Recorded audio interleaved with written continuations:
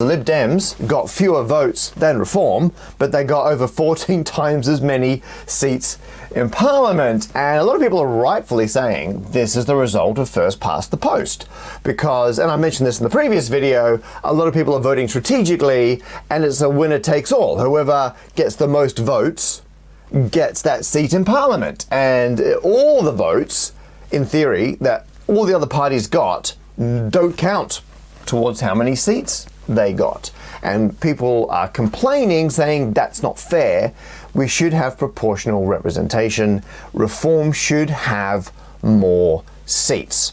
I have a apolitical issue with that, and it's that we're judging the results by new criteria. Like, we're analyzing the election data according to rules which were not the rules of the election. The election was run as first past the post. The parties ran their campaigns that way. We can't now analyze the data differently. If we'd originally said this election is a proportional election and just the total number of votes you get exactly scales to the number of seats you get, you could argue that the Liberal Democrats would have run a very different campaign and potentially gotten a lot more votes. But you might think that the Liberal Democrats got fewer votes because they weren't worrying about the vote total, they were worrying about the number of seats, and that's why they got a lot of seats. And I do think that, and I think that because I've got the data.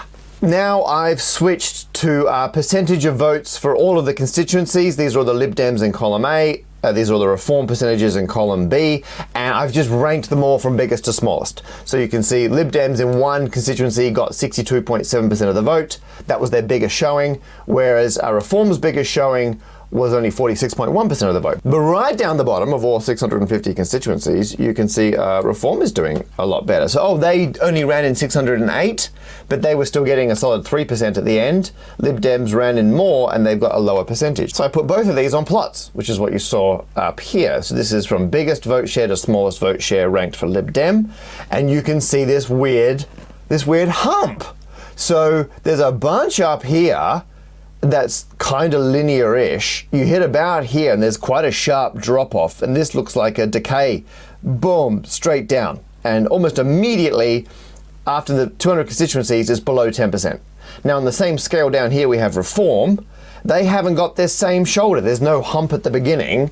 It's the same decay pattern as up here, but instead of starting after this little linear shoulder and then the decay happens straight away. But that said, it decays a lot less.